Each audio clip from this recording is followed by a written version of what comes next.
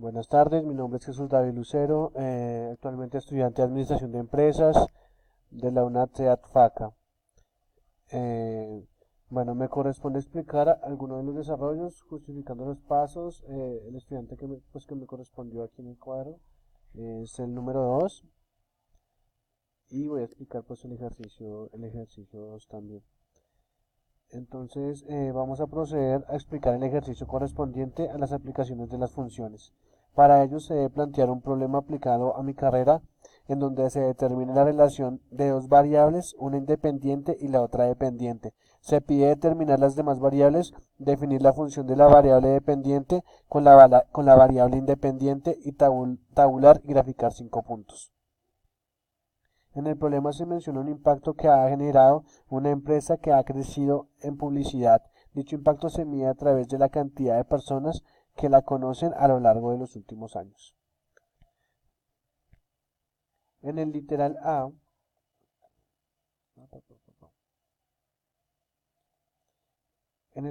la variable independiente, identificamos la variable independiente y dependiente. La variable independiente es el tiempo que será representado por la letra T y medido en años, la variable dependiente de t es i, que representa la cantidad de personas que conocen la empresa. Esta última se mide en miles de personas. Ajá.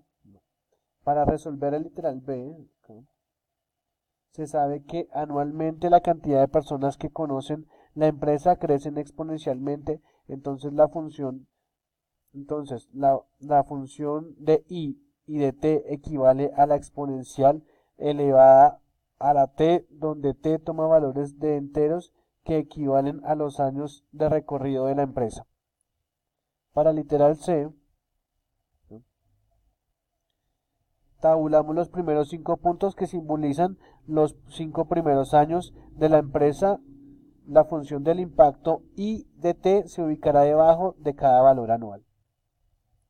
En la gráfica se puede observar pues el resultado de la exponencial.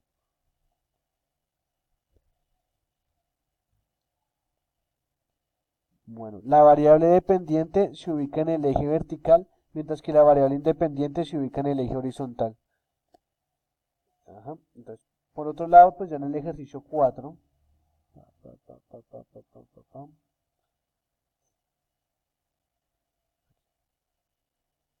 se solicita determinar el enésimo término y la suma de los 10 primeros términos de una progresión aritmética y una progresión geométrica proporcionada.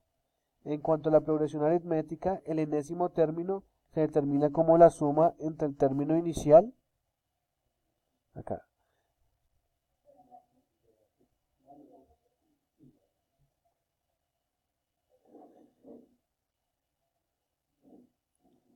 el enésimo término se determina como la suma entre el término inicial y la progresión, que para este caso es de 4. El producto entre n y i, la diferencia común etiquetada con la letra D, la diferencia común es la distancia entre el término y término. Entre término y término. Se obtiene restando cada componente con el que le antecede en nuestro caso es de 7, porque de 4 a 11 hay 7 unidades y de 11 a 18 hay otras 7 y así sucesivamente. Reemplazan, ok, en cuanto a la progresión,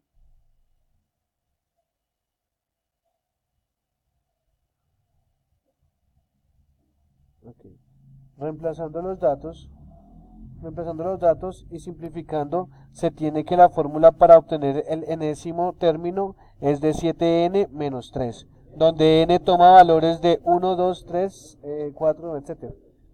La suma de los n primeros términos se obtiene como el producto de n por la suma entre el término inicial y el término número n sobre 2. Para nuestro problema n debe ser 10.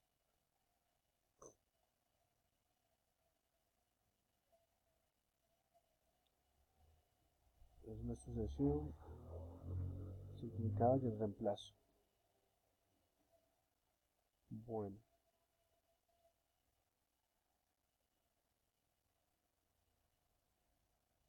La suma de los primeros términos se obtiene como el producto de n por la suma entre el término inicial y el término número n sobre 2. Para nuestro problema n debe ser 10. Obtenemos el término número 10 a través de la fórmula para el enésimo término. Este equivale a 74. Reemplazando el término 1 y 10 se obtiene la suma de los 10 primeros términos. Esta equivale a 390. Okay.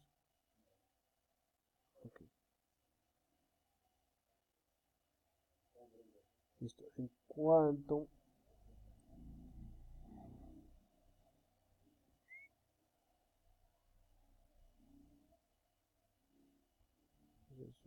aquí está.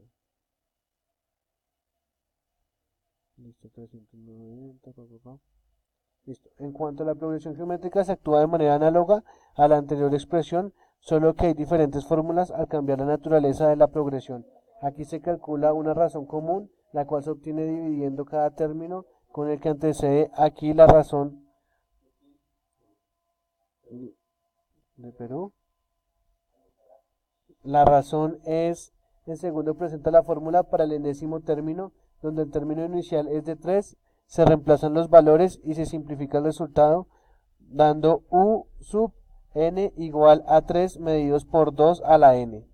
Para la suma de los primeros 10 términos se usa la fórmula u sub 1 por r a la n, en la que en este caso es 10 menos 1 sobre r menos 1, donde r es la razón común que ya determinamos. Operando matemáticamente se obtiene finalmente que la suma de los 10 primeros términos es de 3069. Con esto he concluido mi sustentación, pues espero haya sido de su agrado. Ojalá me haya escuchado bien y muchas gracias, doctor.